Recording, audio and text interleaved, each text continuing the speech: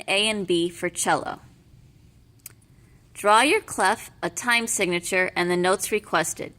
Be sure each measure has the correct number of beats. Let's start with the first part of the direction. Draw your clef.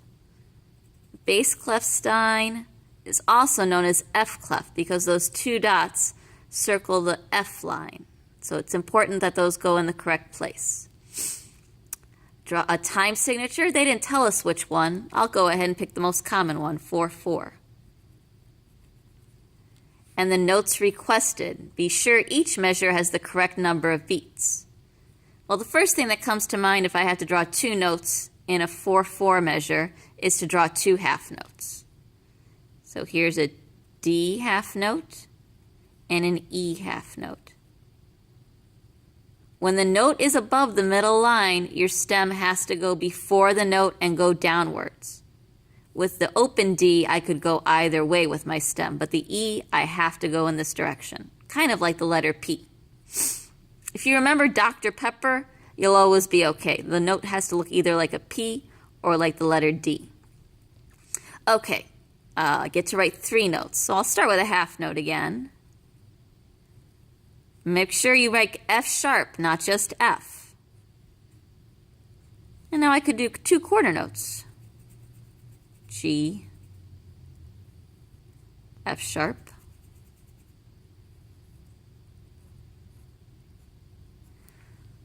Four notes in the next measure. What comes to mind is to do four quarter notes.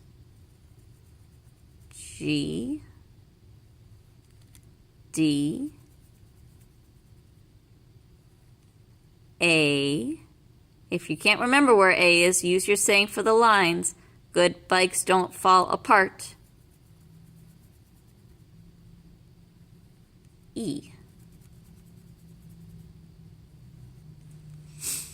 Okay, three notes in the measure.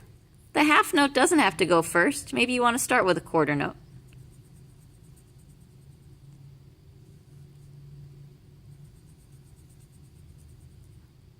But then make sure you eventually do have a half note in there because this is one beat, half note will give us the final two beats to equal four total. And notice I put my sharp sign there. Looking back, I realized you don't have to write a sharp sign on this measure. The sharp lasts through the measure. That's a rule we might not have talked about in class yet. But the sharp here is good for one measure. But it doesn't help over here. This is a new measure. Okay, doesn't have to be two half notes just because we're writing two notes. I could do a half note with a dot next to it. That makes it three beats long. And now I could do a quarter note. So that would be 1, 2, 3, 4. You go ahead and choose how you'd like to finish this line out. Two notes, E and D, making sure there's 4 beats in the measure. 27B. The directions are the same, but I'm asking you now to use a different time signature. So let's start again by drawing our clef. Another name for bass clef is the F clef. So my two dots are going around the line that's for F. Good bikes don't fall apart. A time signature, a different one, 3/4 comes to mind, putting 3 beats in a measure. Okay, I'll again start with my half note. But now I can only have 3 beats in a measure, so this is 1, 2. A quarter note is what I'll need to equal 3 beats total. 3 notes, 3 beats in a measure. Quarter notes are the way to go. F sharp, G, and now I remember I don't have to put a sharp sign on this F because it's in the same measure as the one that already had a sharp sign. Okay, 4 notes in the measure, but only 3 beats. We'll have to use eighth notes.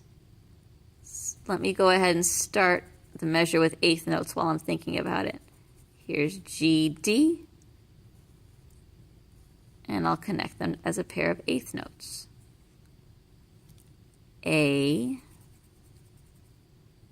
E. So that's 1 and 2, 3.